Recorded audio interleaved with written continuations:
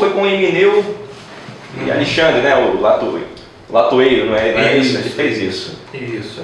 E Paulo confrontou. Confrontou isso. Paulo confrontou. Que tem coisas que tem que chamar a confrontação.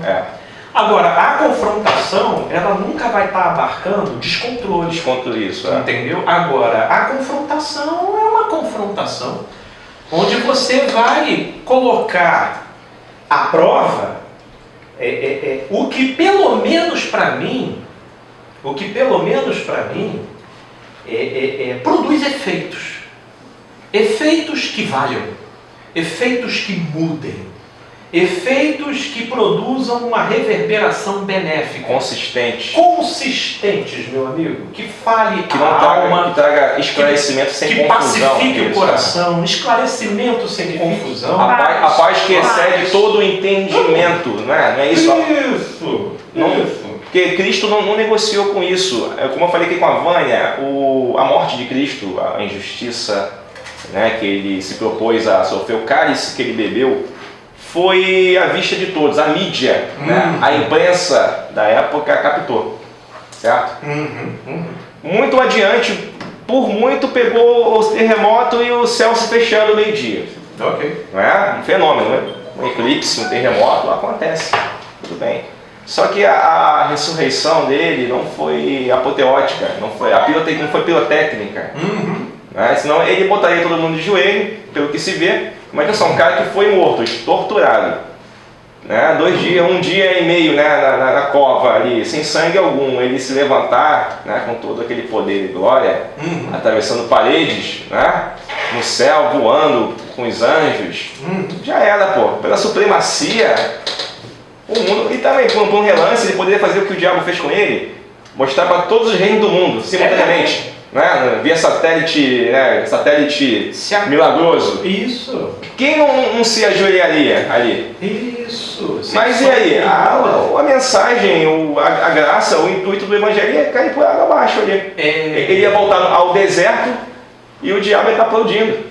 Por via pirotecnia, via né, superproduções visuais. Inclusive pelo lugar que Jesus ocupava, ele teria poder para deixar até Satanás impressionado. Pelo que ele quisesse fazer. Mas Jesus se superou, hein? Naquele dia que eu falei para você, né, transformar a pedra em pó, né? Eu sou teu discípulo. Agora, isso. Rapaz, eu deixo de ser diabo agora. Você quer outra coisa. Olha, passo aqui o comando do diabo no chão. Porque eu nunca vi Deus tão diabo assim. Que ganharia, conquistaria, seduziria a humanidade, né, via a demonstração de poder que é infinito. Que criatura não ia chegar e aí, meu amigo, ia ser uma miséria que só, né? Porque até eu ia acreditar, né? É difícil. Né? Já era. Ia ter que ter um trabalho assim muito... Game over. Aí o que os olhos não viram, o que os ouvidos não ouviram, aquilo que não alcançou o coração humano. Cadê aquele ajudando ao pobre, o necessitado, você está fazendo a mim? Isso. Ele poderia muito bem, pelo poder dele, fazer com que não houvesse mais pobre e nem houvesse mais necessitado. Olha o absolutismo da bondade divina. Quando eu falo que é bom, só aquilo que me faz carinho e que aquilo que me faz sorrir, desconfortável. Né? Aquela coisa bem, se me faz carinho é porque é bom, e se me bate é porque é ruim. Aquela ideia bem Thanatos e Eros, né? Isso. Muito causa e efeito. Meramente. E só isso, assim, por toda a mensagem da graça do Evangelho, por nós estarmos aqui, mais de 2000 anos à frente, nós fomos alcançados por esse Espírito via consciência. De dentro para fora, limpamos o interior do copo e o exterior vai transbordando, vai limpando, todo dia. Entendendo com Jesus, só isso, que a versão mais santificada que eu possa me desenvolver é sendo humano. É sendo humano. É sendo aquilo que todas as minhas prerrogativas foram feitas para ser. Possuem vocação para ser. Todos os modelos de santidade das culturas propõem, em algum sentido e em algum nível, uma depreciação do humano, uma repressão de características do humano, uma depreciação de fatores humanos para que então o sujeito atinja uma certa santidade. Em Jesus, tudo foi legitimado, embora tudo tenha sido proposto com equilíbrio. Por isso é que até na nosso encontro anterior a gente entendeu que o domínio próprio acaba sendo uma das direções mais destacadas em relação ao que é se comprometer na interação com o Evangelho. Porque como o Evangelho propõe onde tudo nos é lícito, mas nem tudo nos convém, para a gente desenvolver o domínio sobre aquilo que não nos convém, isso não é dado, isso é desenvolvido. E esse é um caminho que a gente vai levando anos a fio, entendendo Jesus como princípio e não como doutrina. Ele passa a ser só mais um elemento só, do contrário, não é? Então, por aquilo que você é vencido, do tal você se torna escravo. Ok. Então, Paulo se apresentou como escravo de quem? Escravo de Cristo. De Cristo. Acabou. De Cristo. Que é o sinônimo de liberdade. Você entende, né? A gente tem que ser escravo de alguma coisa, né? E você se filia ao que você entende que é o que vai te proporcionar benefício ou, quem sabe, a sua melhor versão. Né? Escravo de Cristo é você poder tudo, embora nada te domine. Né? E é aí que é o desafio da coisa. Né? E é aí que está o desafio da coisa, e é aí que nasce um exercício diário, onde de fato a perfeição plena, eu acredito que aqui, nesse tempo presente, a gente não vai conseguir. Né? Mas a gente será como ele depois que a gente abandonar esse casulo aqui. Aí a gente mergulha no absoluto. Né? Por isso que a morte não aterroriza mais, porque quem vive com tal mentalidade busca um dia acessar esse patamar, né? Busca um dia, tem essa sede, esse interesse, sabe, de se ver desvencilhado das amarras que aqui tanto te dificultam, né? a esse contato pleno, a essa expressão plena, daquilo que às vezes está tão turvado dentro da gente, que a gente chega até a pensar que a gente não é tão vocacionado para coisa assim, né? Mas como não é uma coisa para você vivenciar por aquilo que você sente, pelo menos aqui você é convidado a acreditar, é por isso que eu me creio lá. Porque se eu for botar na conta da minha sensação, a minha sensação tem dias que me dá a impressão de que o meu endereço é outro lugar, que não aquele lá. Entendeu? Que o meu endereço é para o fracasso, que o meu endereço é para não conseguir. A minha sensação me comunica isso. Né? Esses são os cardos e abrolhos que se formam dentro da gente. Mas a gente é convidado a crer para além daquilo que a gente sente. Né? Uma coisa é o que eu sinto. Eu acho que é aí que muitos da gente se embaraça, porque a gente confunde crer com pensar, a gente confunde crer com sentir. Né? Por exemplo, eu nem sei se eu já falei isso aqui, mas se eu já falei, Jung, por exemplo, ele discriminava 4 funções do nosso funcionamento psíquico. Né? E ele disse que nem de longe ele tinha a pretensão de exaurir a maneira como o funcionamento psíquico funciona. Mas ele identificou 4 e deixou o campo aberto para que outras pesquisas trouxessem mais. Quais são essas 4? Pensamento, sentimento, sensação, intuição. Ora, todas essas funções, elas se comunicam, mas para fins de pedagogia, né, para a gente entender a coisa, a gente consegue discriminar essas 4. Pensamento, por exemplo, o pensamento é a nossa função basicamente racional. Existem aqueles que se entregam tanto a essa modalidade que eles sucumbem a um intelectualismo crônico que por vezes os tornam frios, insensíveis. Eles são exímios calculistas e racionais, mas eles não têm uma dificuldade danada para se empatizar com a realidade do outro. Aí você tem os sentimentais. Os sentimentais são aqueles movidos pelo impulso, pela intensidade. São aqueles que vão pelo colorido do sentimento do momento. Eles são capazes de se jogar na frente de um carro por uma causa. Eles são capazes de enfrentar um exército por uma causa. Esses são os sentimentais, tanto quanto também eles são capazes a visitarem os vales mais profundos de uma depressão extremamente horrorosa por conta daquilo que eles sentem. Os sentimentos, eles reagem aos contextos do nosso dia a dia, do nosso mundo exterior. Tanto o pensamento quanto o sentimento, eles possuem um vínculo com a realidade externa. Entendeu? O pensamento é pela via da razão, do que você estuda, do que você lê, do conhecimento que você vai avaliando. O sentimento, por aquilo que você reage em relação ao que você vive, ao que você ganha, ao que você perde, você vai tendo as sensações. Vem depois a sensação e a intuição. A sensação e a intuição, elas têm origem inconsciente.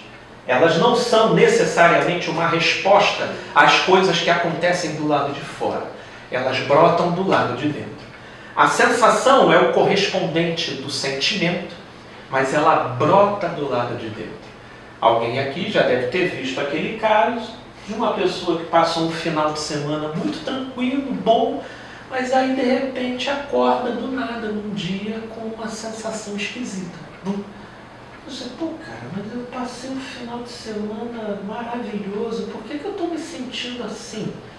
Eu estou numa maré boa e eu estou... Porque a origem, ela é inconsciente, ela não está interagindo com os fatos do lado de fora. Nós temos a sensação, que é algo que brota de dentro e que aí a gente vai ter que entender como isso funciona. Ou a razão disso, que por vezes vai se revelar só mais para frente. Que aí a pessoa vai ter conta de que foi um fator hormonal, às vezes que estava em jogo, ou foi algum fator premonitor que se deu em relação a uma coisa que aconteceu um pouco depois, né? A intuição é o equivalente do pensamento, mas a intuição também tem origem inconsciente. São aquelas certezas, são aqueles pensamentos que por vezes você não consegue justificar eles pela via racional e plausível das coisas, mas ela vem na forma de uma certeza do lado de dentro. Vai acontecer isso aí. Não, foi que nem uma paciente. Eu tive uma paciente minha que assim que a Dilma ela ganhou a reeleição e estava seguindo o governo, ainda se falava uma vez ou outra, mas ainda era tudo historinha. Ela entrou no meu consultório. Aí ela, Felipe, a Dilma vai sofrer o impeachment. E aí eu, enfim, até pela natureza do que eu trabalho, eu acabo me exercitando muito na função pensamento, né? Eu falei assim, realmente existe uma probabilidade, porque... Mas eu acho que ainda é tudo melhor. Felipe, a Dilma vai sofrer o impeachment. Aí quando ela me falou assim de novo, eu percebi com que função eu estava conversando. Eu falei, vai, né? Filha, é só a gente aguardando para ver. Porque a intuição é assim, você não consegue debruçar, tem certas certezas, só aguardando o tempo. Tem muita gente intuitiva dentro da igreja evangélica que trabalha com isso em nome de profecia. Tem muita função intuitiva que a consciência da pessoa quer industrializar. Como assim? Ela acertou uma e duas vezes, então ela já acha que é uma bola de cristal ambulante. Perigosíssimo. Né? E perigosíssimo. E aí quer ficar impondo certezas que amanhecem na cabeça dela de uma hora para outra e querem colocar aquilo na marra, mas a intuição não funciona de maneira industrializada como a gente às vezes gostaria que fosse. Mas existe uma coisa chamada também premonição. Está na casa da intuição. embora seja um desdobramento de... Né, então tem essas 4 funções básicas. Aí é que vai entrar uma licença poética aqui. Se eu fosse seguir o caminho acadêmico, eu iria me debruçar em termos disso. Eu estou aqui agora falando, gravando em vídeo aí. Seria até interessante, que eu não sei se eu vou fazer isso, alguém pegar essa ideia para poder pesquisar. Eu entraria nessa esteira até da porta em aberta que Jung deixou no livro dele, tipos psicológicos, uma pataca desse tamanho, falando exatamente sobre essas funções aqui que nós estamos conversando. E eu proporia uma 5ª função psicológica que só o humano tem, que é o crer. Novamente, todas elas se comunicam. Porém, pedagogicamente, a gente tem como discriminar cada uma delas. Crer não é o pensamento, não é o sentimento, não é a sensação e não é a intuição. Crer é um movimento que eu posso determinar em mim mesmo para além do pensamento que me visite, do sentimento que me acometa, da sensação que desabroche dentro de mim e da intuição que prorrompa com a vivacidade que for na minha mente.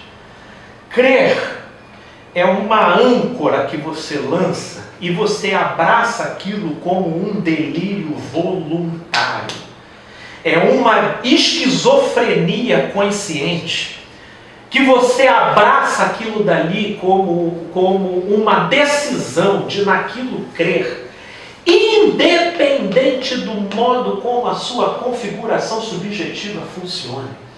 Você pode se sentir triste, você pode se sentir feliz, você pode se sentir farto, você pode ser humilhado, você pode ser exaltado, você pode passar por que situação da vida for.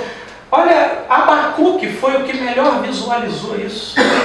Ainda que a figueira não floresça, ainda que não haja fruto na vide, ainda que não haja gado no campo, pega aquela fala lá e traduz aqui para o nosso cotidiano. Porque a leitura de Abacuque foi sinistra, velho, sabe?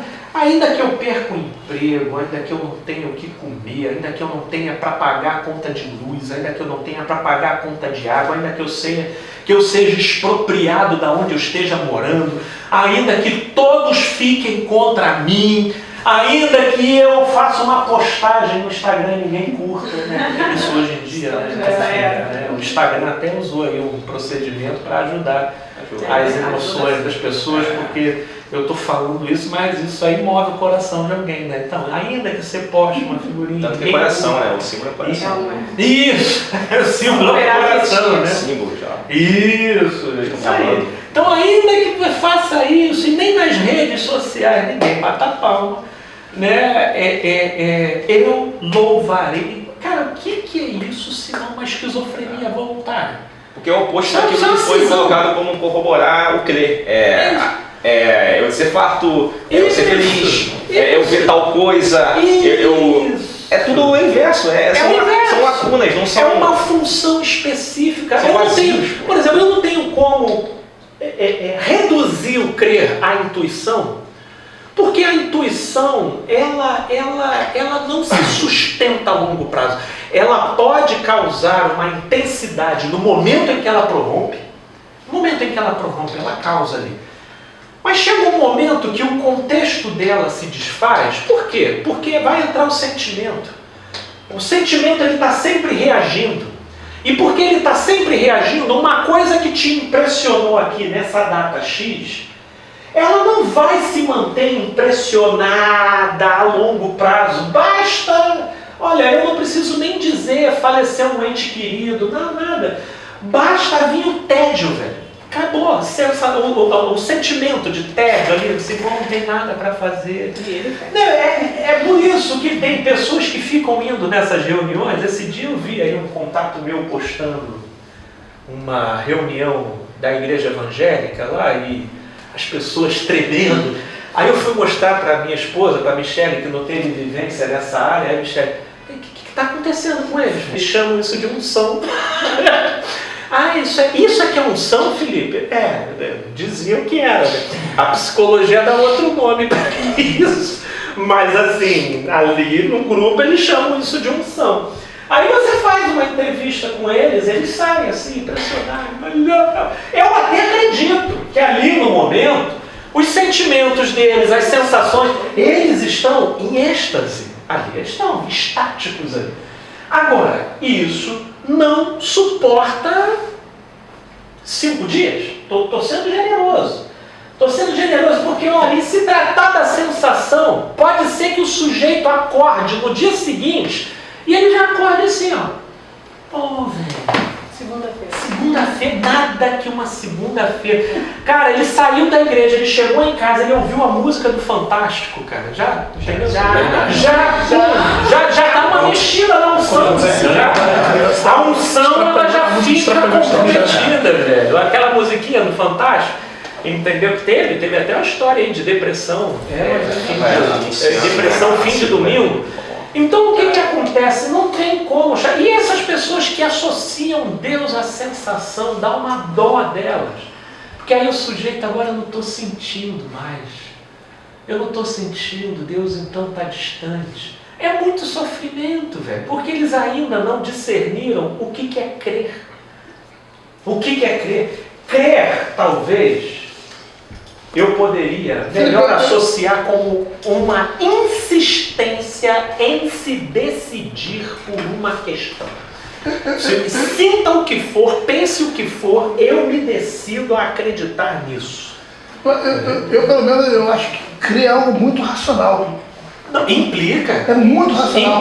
Implica, não, sem sombra de dúvida. Olha, por exemplo, implica a razão, mas agora eu vou te chegar e te dizer assim, é muito racional, concordo com você.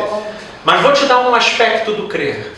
Está lá Abraão, teve o filho dele, depois de aguardar 70 anos, velho. 70 anos aguardando mulher. O cara saiu de chacota e virou uma lenda, velho. Entendeu? Você imagina, né? 70 anos aguardando, geral zoando, cara, pá. E aí daqui a pouco nasce o filho. Que é isso, velho? Nasceu o filho de Abraão, meu irmão, pá, o Deus dele é sério e tal. Pô, que maravilha. Se cumpriu a palavra de Deus, Deus ficou bem na fita. Agora sobe e mata. Aí eu te coloco que é aí que até nesse aspecto a razão encontra seu limite, porque ali naquele momento, coloca isso na razão, porque se fosse racional, Abraão ia abrir o jogo pelo menos com Sara, velho. Sabe, chega assim, pô Sara, vou te falar, né, sabe, nosso filho, então, vou ali rapidinho matar ele, porque, entendeu, sozinho. Tem momentos, eu concordo com você que a fé, ela implica a razão. Só que às vezes ela vai implicar a posteriori. Tem momentos que só ela vai fazer a diferença de você não se desnortear. Porque você vai ter razões sobejas para despirocar. Você vai ter, por isso, adversas. Isso, totalmente adversa. Às vezes ali no seu coração você entende, mas você não consegue justificar. Mas aí, ele concorda. Só que aí entra aqui os sentimentos, que tudo vão bater contra a tua razão. Isso, certo? ok. Mas se você está convicto da tua razão, você vai contra os teus sentimentos. Mas aí... Eu entendo que chega a ser paradoxal, que é algo mas às vezes complexo. até os... Mas se a tua fé... Aí é que tá, eu não colocaria a razão. Eu colocaria a decisão. Porque às vezes até os nossos pensamentos, eles se fundem com os sentimentos e eles vão contra o que a gente decidiu. Para imaginar se Abraão de repente não foi agredido por esses aspectos do nosso funcionamento psíquico, na contramão do que ele decidiu. Ele decidiu ir lá, mas o pensamento fica, velho, é o certo a fazer, cara. Para com essa história por aí, velho. Tu já foi até aqui, tu aguardou 70 anos, velho. Tu teve o filho. Estanca esse negócio. A razão, ela também pode operar contra o crer. Por isso é que eu, às vezes, prefiro, embora eu não exclua que a razão participe do crer, tem sim. Na verdade, é por isso que, por vezes, eu acho que a fé, ela interage tanto com a razão, que quem se disponibiliza a crer, um dos sentimentos que ele mais vai ter que lidar é com o medo. É com o medo. Porque o que acontece? O crer, ele não anula a razão. Eu poderia colocar dessa forma. Mas eu não reduziria o crer à razão. O crer, ele não anula a razão. Por isso que o sentimento geralmente vem patrocinado pelo instinto de autopreservação, querendo dizer, velho, entendeu? Porque o crer não está anulando a razão está presente, entendeu? Só que eu não posso reduzir o crer à razão. O crer é algo mais. Não, eu não estou reduzindo. É uma decisão que você toma, e você tomou aquela decisão. E aí você está ali, velho. Eu acho que a imagem que melhor ilustra é um vendaval e você segurando uma barra de ferro. E o vendaval tá passando, assim, velho. Tá tudo aqui, é que nem Jó também. Tu viu que Jó perdeu tudo, foi perdendo tudo. Até a mulher passando, velho, amaldiçoa esse Deus aí, velho. Taca isso tudo para as favas aí. Porque com certeza não passava essa punção em Jó ali, velho, olhando todos os fatos, articulando todas as coisas ali no sentido imediato, racional da coisa. Mas aí Abraão tá ali, Jó, né? Jó tá ali. Não vou fazer isso não. Aí, quanto mais o sujeito não faz, mais maluco o sujeito vai parecendo. Até que depois, obviamente, aí você diria, mas Felipe, no fundo não tem uma razão aí? Isso, porque, por exemplo, ele está acreditando que tem um Deus que é maior e que, para além de qualquer coisa, ele está estribado nisso. Mas essa razão aí, ela está mais na definição de uma convicção do que de uma explicação. Porque até a explicação ela encontra um limite. Depois, com o tempo, a gente vem explicando tudo. Entendeu? Por exemplo, hoje a gente faz uma teologia generosa com o que aconteceu com Abraão. Mas só por quê? Porque já aconteceu. No momento, é aquilo que Jesus diz: estreita é o caminho que conduz para a vida, e poucos são os que acertam com ele. É por isso que, por exemplo, eu embora entenda que o crer, assim como todas as outras funções, elas se intercomunicam, se você for ver, as operações delas, elas são intercambiantes. Mas existe uma possibilidade de você discriminar essas funções de maneira pedagogicamente distinta, clara para a gente entender. De uma certa forma, meu amigo, a vida poucas vezes coloca a gente em momentos assim constantes e ininterruptos de ter que crer o tempo todo. Salvo, por exemplo, quando alguma coisa bate na sua vida e chacoalha reações de sentimentos e de profusão de pensamentos, como da ordem de uma perda, de um transtorno, Aí aquilo fica tão vivo dentro da gente, que para a gente não descambar em nome dos nossos sentimentos, a gente tem que lançar a âncora. Dentro desse tema que você está falando, pode fazer pergunta ou não? Pode, meu pai. Pode. Então tem duas. Jó, por exemplo, esse sentimento de Jó, que na vida às vezes te massacra, você é humilhado, você é debochado, e você está notando tudo isso, você está percebendo tudo isso, tá? Mas aquilo te dá uma força tão grande interior, te dá uma paz tão grande, aí é a paz realmente de Deus. Você sente tudo isso e vem. Tá. Em relação a Abraão, por exemplo, foi sacrificar o seu filho, né? Foi até lá em cima, a ponto de sacrificar. Deus é onipotente, onisciente, onipresente e sonda os corações. Por que tudo isso? Por que precisou de tudo isso? Por que precisou É. de tudo isso? Você diz no Chegar caso... Abraão, levar o filho dele lá em cima para sacrificar, de repente veio a voz falando, não façam. Por que disso? Se Deus é onisciente, onipresente, onipotente, sonda os corações com essas pessoas. Porque Abraão não era. Deus é, mas Abraão não. Era para Abraão, não era para Deus.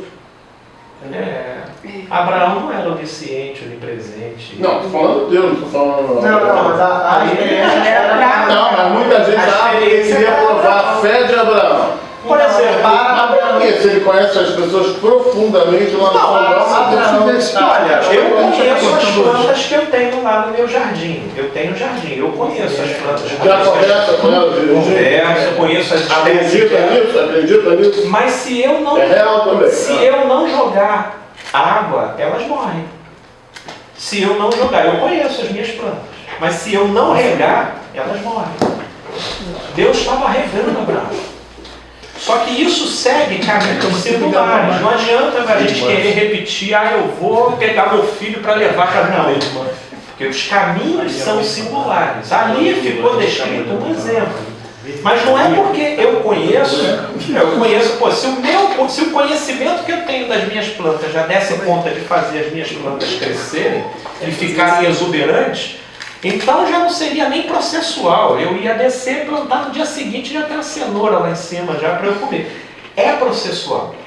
Só que embora eu conheça a espécie, eu estou regando. E eu preciso, eu que cuido de plantas, trabalhar ali para que elas possam ter um crescimento. Pô, ela não está pegando bem nesse canto aqui, como eu fiz ontem lá. E aí puxei um bocado de vaso para pegar sol, porque agora no inverno a passagem do sol mudou. E o esquema de sombra no meu terraço mudou. Aí você... Ô Felipe, tem mais. Se Deus sabe de tudo, e eu der uma resposta por que aquilo aconteceu, nesse caso aí sou eu que sei de tudo, ele não sabe de porra nenhuma. Tá entendendo? Quem sabe de tudo é Deus. Então assim, se Deus sabe de tudo, e eu vou responder por que aquilo aconteceu, primeiramente, não tem razão alguma aquilo. Não tem razão alguma, já passou por que passou. Não tem razão alguma. Abraão passar porque passou, não tem razão, entendeu? Essa razão está de quem sabe tudo. E se eu der uma resposta racional do porquê aquilo aconteceu, mesmo o que sabe de tudo, então quem sabe de tudo sou eu. E Deus sabe aquilo que eu falei. Pois é. Não, o que eu ouço geral é que foi um teste de Deus. Aí é a experiência humana. Testar a fé de Abraão. É um rato de laboratório com um louco que ainda quer saber o que vai acontecer. Eu acho que talvez a melhor pessoa para responder isso seria Abraão. Não sabe isso, né? Abraão seria um borogodó. Isso. Isso aqui é um ponto de Abraão, vista. Porque se tem um Deus sabe de tudo. Uma viagem para Ele vai precisar, ele vai precisar de testar alguma coisa em alguém que não sabe de nada, cara. Não sabe de nada. Pois é. Encerra aí. Não tem questão nenhuma. Tem essa história de teste, aí foi testar. E Jó não teve nem questão com Deus depois, falando ele sobre de tudo. Mas Deus conhece. Não teve questão. Por que eu sofri tanto? Me fala agora aí. Me dá aí o Onde spoiler estavas tu? passado. Onde estavas tu quando... Não teve, Jó não teve essa questão. Não teve. Quer dizer, o cara que sofreu mais, ele não teve questão. E eu que não sofri, 1% do que sofreu, vou ter questão sobre. Estranho, né? No final do livro de Jó, um desfecho, ele no meio de um furacão. Ali, e aí Deus, senta aí, agora vai lá, me dá satisfação de tudo, ou tu sabe tudo, ou sabe chão. Por que tu me deixou me botou pra sofrer? Eu sou um ratinho de laboratório teu? Tu tá em dúvida que eu ia ficar aqui até o final, né? Você que me entregou pro diabo, né? Se o diabo não sequer falou de mim, ele falou de mim. Você que me falou de mim pra ele. Você que me citou, não foi? Né? Então o maior diabo de tudo quem é? É Deus. Foi você que foi o maior diabo do que o próprio diabo. Porque o diabo rodeou a terra e passeou por ela, você perguntou e você me apontou. Porque na terra toda, não é só um Jó que era um justo. Fiel, existiam vários Jós. Na América do Sul, na América do Norte, na Oceania. Então, cara, quem realmente foi o pior diabo nesse contexto linear, né, de espaço-tempo, tosco mesmo, aí, bem, no máximo newtoniano, foi o próprio Deus. Ele foi o maior vilão da história, o maior safadão, o maior sabotador. Não, né? Um sabotador, né? Linear, que tinha que fazer um testezinho com o ser humano, porque você tem que fazer teste que ele não sabe de nada ainda. Eu vou fazer uma experiência aqui, cara. Fora que essa Entendeu? leitura de Então, teste, que até foi uma leitura que ele identificou que é muito utilizada por aí, depois que eu conheci Cristo, eu nunca mais li nada como teste. Eu leio como oportunidade. Oportunidade é diferente de teste. Teste está aberto para a possibilidade de querer te incitar a provar o seu valor. Então você, naquele teste, você vai ter que provar se você está competente. Então há uma cobrança e consequentemente, um olhar fiscalizador. Oportunidade é diferente. Oportunidade expressa mais a perspectiva de graça. Porque, para pensar, Paulo, ele bem intuiu no Espírito, lá em Efésios, de que Deus nos amou estando nós mortos em nossos delitos e pecados. Olha que intrigante. Deus nos amou estando nós mortos. Morto tem virtude? Morto tem defeito? Se Ele nos amou estando nós mortos, para que vale teste? Segundo Caio Fábio, né, e é real isso também, concordo com ele, que não escapa um. Não. Se Deus não usar misericórdia, não escapará um. Não escapa. Tá. Agora, mas ele nos amou estando nós mortos. Então do que vale teste? Não tem, nada muda se você fracassar, nada muda se você errar. Embora, se a oportunidade é aproveitada, eu cresço, eu dilato, eu me aproximo. Só que perceba como que o arquétipo do Éden, ele está sempre presente. A cada oportunidade de avançar, você vai ter sempre uma alternativa para permanecer. Porque o amor não é tirânico. O amor, para ser como o amor, ele precisa se viabilizar pela voluntariedade. E para existir voluntariedade, você tem que ter alternativa para se decidir pela direção contrária. Isso é o arquétipo do Éden, que se repete o tempo todo. Cada passo que você dá é uma oportunidade? É. Mas você vai ter sempre a árvore do conhecimento do bem e do mal. Né? A gente, por isso é que é aí que surge, né, e que se denuncia e se expressa com tanta veemência a nossa ambivalência, né? Porque existe a árvore da vida, a gente sabe que vai fazer bem, a gente sabe que vai mudar, a gente sabe que vai ser para melhor, mas aí a gente, mas eu estou aqui tão acostumado, eu já estou aqui isso aqui já faz, não vai fazer tanta diferença. A gente está sempre flertando com a árvore do conhecimento do bem e do mal.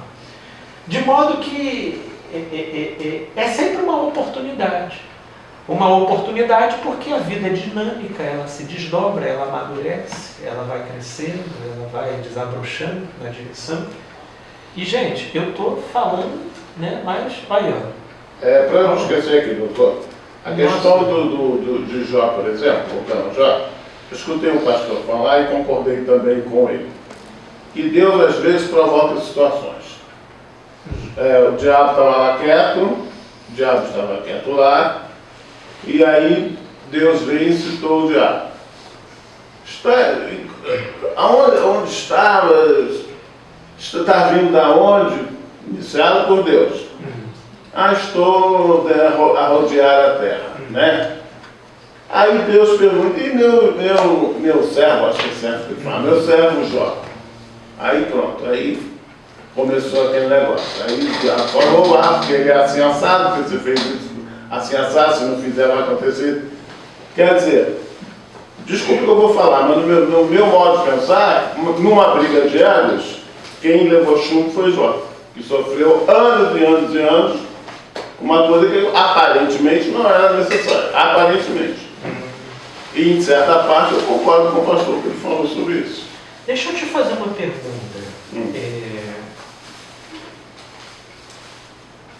Você acha que Jesus levou chumbo também, nesse mesmo sentido? Por que que Deus não ter passado toda na cruz? Era o filho dele que estava lá. A questão de Judas, por exemplo. Eu cansei de ver em filmes Judas naquela dúvida se faria ou se não faria. E Jesus chega no momento e fala: vai, faça o que você tem que fazer.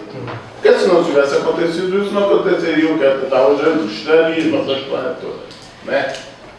Aí todo mundo culpa muito, porque Judas poderia ter feito diferente, poderia não ter feito, não deveria ter se suicidado. Você sabe qual é? Mas eu vejo Judas também um grande sacrificado nessa história toda. Ele é um grande sacrificado.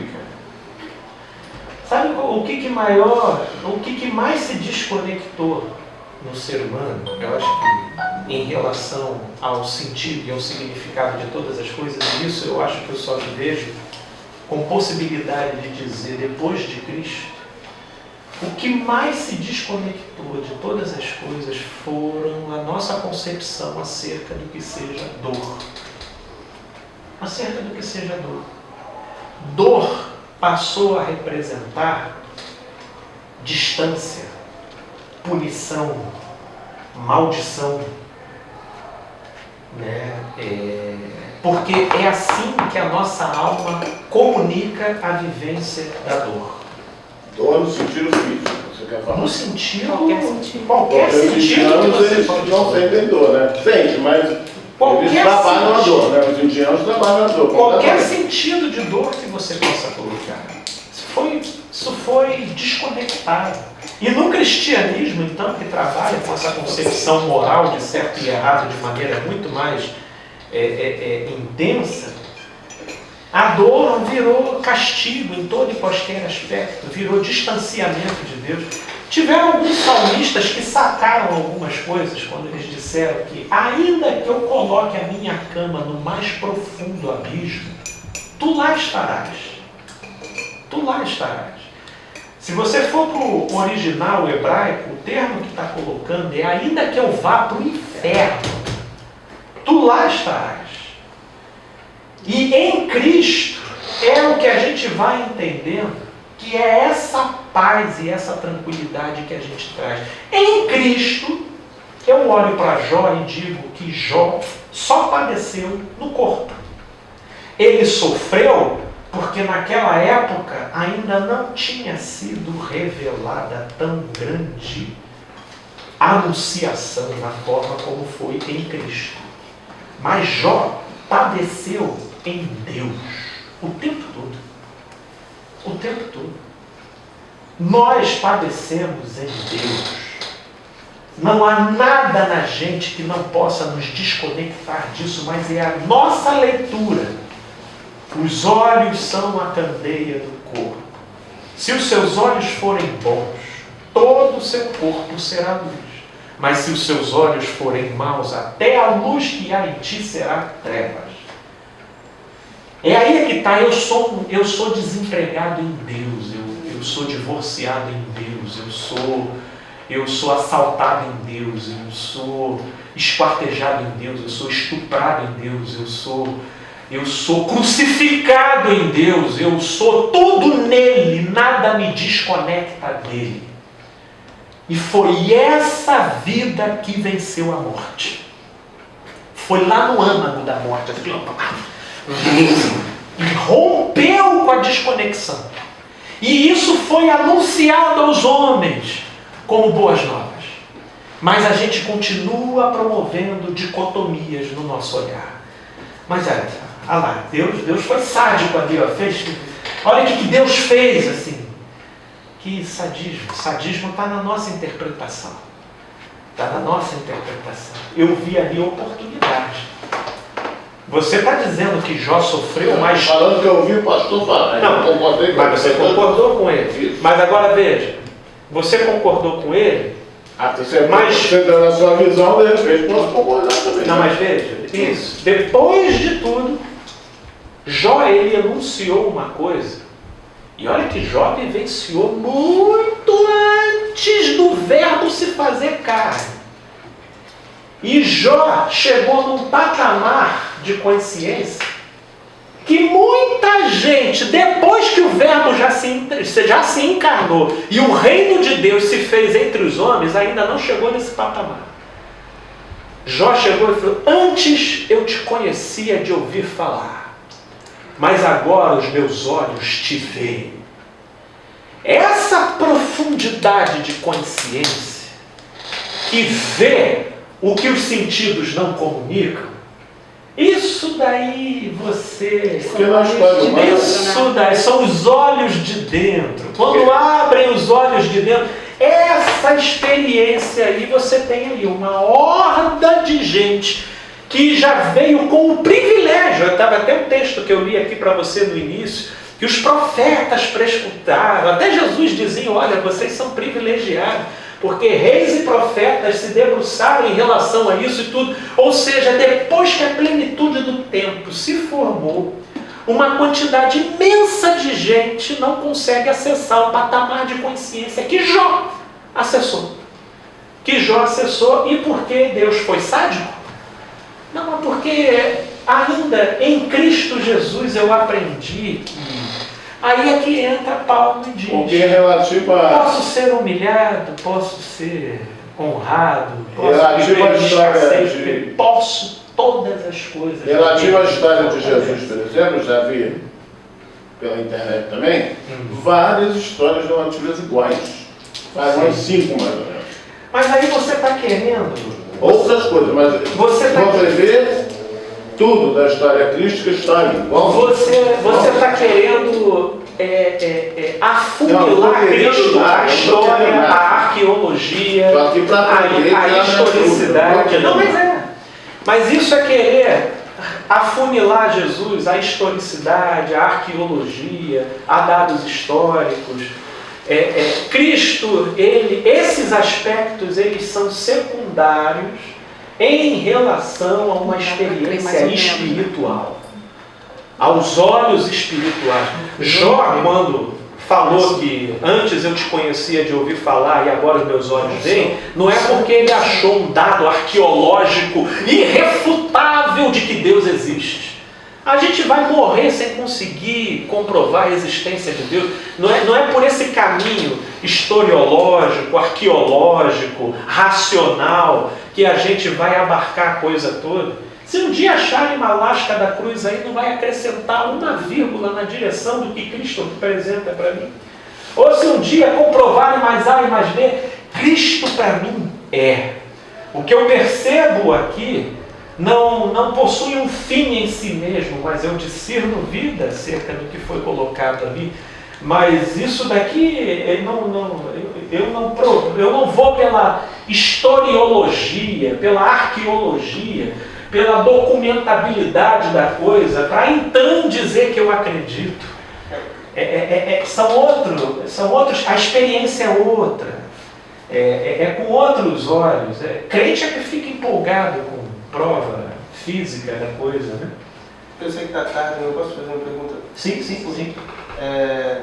Partindo desse pressuposto que você falou, inclusive de Abacuque e tal, ainda que a figueira não floresça, mas o crer, independente das ações externas, não contribuindo, né? Mas a Bíblia diz em Romanos, está escrito lá, que todas as coisas cooperam para o bem daqueles que amam a Deus. Esse bem aí, então, ganha uma nova conotação. Assim como o mal ganha uma nova conotação. Não foi a carne, o sangue. É isso aí. Romanos fala sobre o Espírito. Não foi a carne, o sangue não isso não, cara. Foi depois de Cristo que essa verdade começou a libertar os olhos. Antes dele falar isso, ele fala sobre o Espírito. Por isso que em Cristo, velho, até quando você cai, você já cai para cima, velho. Porque tá aqui, ó. Tá aqui, ó. Mudou. Mudou. Você saiu da Matrix, Giovanni. Por isso, ó, fracassado. Esse é Paulo Pedro fracassado. Você tomou a pílula azul, que bom, meu. Você saiu da Matrix, agora você tá vendo. Agora você tá vendo outra vez. Aquilo que todo mundo chama de maldição, de castigo. É o cafuné de Deus, velho. É muito louco, velho. É o cafuné, velho, quando eu sinto senti, o momento que eu me senti mais sozinho é o momento que eu estava sendo levado no colo. Não tô fraco aí. Mas aí o que acontece? Sabe o que é fácil fazer? Nós abraçamos predisposições que labutam contra a verdade da vida e contra nós mesmos. E aí, como a gente não suporta a verdade de que somos nós que fazemos isso contra nós mesmos, a gente transfere para Deus. Por isso que essa imagem de Deus e de diabo existe, persiste como uma conveniência extraordinária para a religião, para favorecer os esquemas de projeção, onde eu me desloco da minha própria verdade e eu tenho sempre um bode expiatório para eleger, para tirar a responsabilidade de que sou eu que vivo dando um murro em ponta de faca. Aí eu transfiro. Aí Deus vira sádico, aí o diabo ganha um poder. Nossa, meu Deus do céu, que parece até uma força oposta de Deus, sabe? Parece até que são duas moedas opostas. Por quê? Porque eu fujo da minha própria verdade. Do modo como eu insisto teimosamente em labutar contra o sentido das coisas. Contra o sentido das coisas. Aí Deus vai virando. Agora, se Deus é Deus e eu conheço Ele, aí, meu amigo, e eu sou um discípulo da verdade, de modo que eu entendi, e aquele contexto não me faz bem, vou sair. E aquele contexto está me prejudicando, não vou ficar. E aquele contexto é bom, vou entrar. Se eu sou um discípulo da verdade e procuro me alinhar na medida em que eu compreendo, porque na verdade eu só posso me alinhar na medida em que eu compreendo. Enquanto eu estou caminhando na ignorância, a gente vai tomando, né? Até você discernir de onde está vindo o tapa. Você discerniu, você, poxa, não é bom eu ficar mais aqui. Aí eu saio. Mas aí porque o sujeito não quer sair da onde ele está levando o tapa, aí o que ele faz? Deus é sádico. Aí, Deus é sádico. Só pode. A gente julga Deus segundo a nossa sabedoria. Isso é loucura, né? É isso aí. É isso. É uma espécie de ser humano super poderoso. Coríntios está escrito que os judeus pedem sinais, né? A gente estava falando os gregos de sabedoria. E os gregos de conhecimento, mas isso que é o poder de Deus. Isso é que é o poder de Deus. Pode crer. Isso é que é o poder. Isso é que é o poder. Foi a carne no sangue que revelou. Isso daí não vai te levar a dominar um exército, meu amigo, mas vai te levar, vai te permitir passar por planícies e vales sem negociar com a essência, sem alterar o temperamento, sem danificar o seu humor. Pelo contrário, apenas aprimorando, potencializando a sua melhor versão. Esse é o fluxo da vida, esse é o mistério do Evangelho para todo aquele que crê. Né? Aí, por exemplo, quando vem o entendimento, né? Aí você crê, você abraça, mas por vezes, meu amigo, a sensorialidade, ela te acomete de uma tal forma que o que vai capitanear a sua persistência num determinado caminho é uma decisão e não uma explicação. A explicação ela vem a posteriori, mas ela por vezes dá uma desconectada do processo. Você entendeu? Porque por vezes a nossa sensorialidade ela entra numa perturbação tão grande em relação ao que está acontecendo que até a razão ela vem querendo tentar tecer elucubrações contra a coisa. Você entendeu? Mas aí você está agarrado, não, velho, eu decidi ali. E aí, a razão, né, te leva a decidir. Te leva a decidir, ela substancia a coisa. A razão é a base. Mas na hora que o bicho pega, a razão pode se virar contra. Isso, é verdade. Agora, na hora que o bicho pega, a razão pode virar contra. Por isso que Paulo ele vai dizer, porque, por exemplo, qual era a categoria mais racional na época de Jesus e de Paulo? Eram os gregos. Por isso que Paulo vira e diz que o Evangelho é loucura para os judeus que eram moralistas, né? Não, escândalo para os judeus que eram moralistas e loucura para os gregos. Por que loucura para os gregos? Fugir a razão. Porque fugir a razão. Porque foge a razão. Implica a razão. Mas tem horas que não vai. Porque, por exemplo, naquela época você quer ver coisa mais louca, Era Paulo vim discursando acerca do domínio próprio, acerca de como as coisas se conectavam até com a tradição dos próprios judeus e tudo mais. Daqui a pouco Cristo ressuscitou. Pô, aí chegou até aquele Festo, né? Chegou a dizer assim, o muito conhecimento, as muitas letras te fazem delirar, Paulo, porque tem um momento que a razão não fecha a conta, velho. Entendeu? Porque, embora depois a razão ela vai se conectar, ou seja, elas se comunicam. Essas funções, todas elas se comunicam. Tem momentos que a gente está se sentindo, que a alma visita a gente, aí, eu acho até... Né? Todos se comunicam e voltam e tem que haver equilíbrio. Isso, meu amigo. Por isso é que eu acho que esse é o ponto que orquestra o equilíbrio de todas as funções, é o crer. Porque tem momentos que você se sente meio, sabe, que isso, velho. Olha que delícia. Você sente aquela coisa assim, velho, eu tô no colo de papai agora. Eu tô no colo de papai. Só que aí, se você se confia nisso, aí no dia seguinte, meu amigo, aconteceu alguma coisa, meu amigo, você vai se sentir diametralmente oposto. Que é o que Paulo fala, miserável homem que sou. Quem me livrará desse corpo de alternâncias, velho? Sabe? O tempo todo, se você não tiver um liame ali, para te segurar, você não me decido crer nisso. Não, isso aqui é um delírio voluntário. É um delírio voluntário. Aí no que você resiste, você segura, daqui a pouco vem os anjos e te servem. Que anjos são esses? Vem a razão, vem o sentimento, vem a sensação, e vem todo mundo e fala assim, pô, tu estava certo mesmo, hein? Pô, maravilha, tu ficou aí, tá? Vem aquela sensaçãozinha boa, você entendeu? Mas na hora do corredor polonês, acontece o que acontecia com Jesus, não fica um discípulo, meu Deus, sai todo mundo, o Jesus fica sozinho lá na cruzinha. Pá. Aí depois que Jesus ressuscita, fica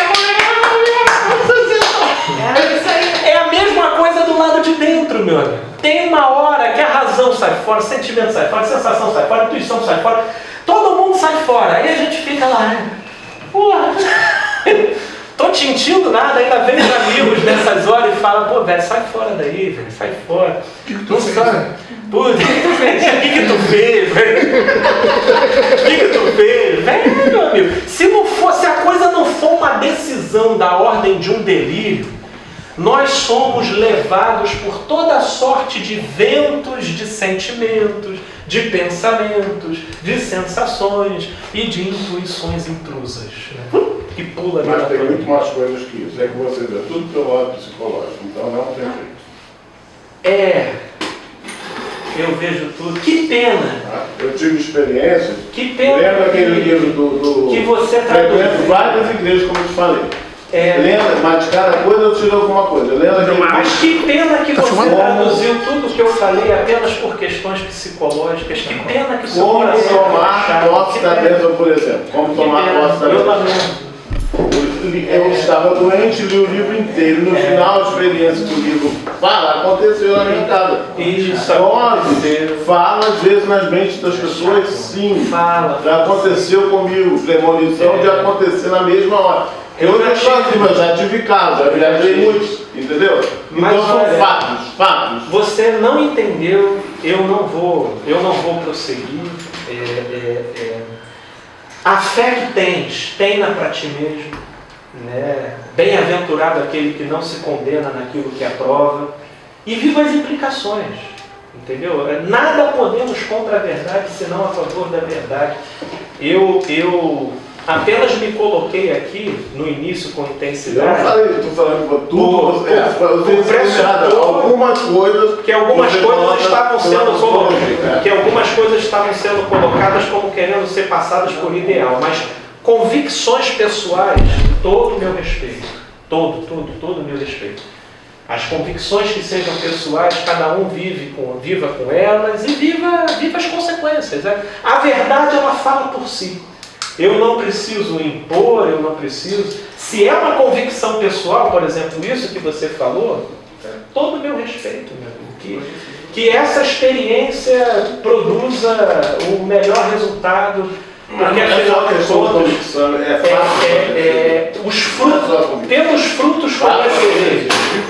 Os frutos eles falam acerca da árvore, né? Sempre falam. Né? Não se colhem uvas de espinheiros e nem figos de Agora é a pena realmente.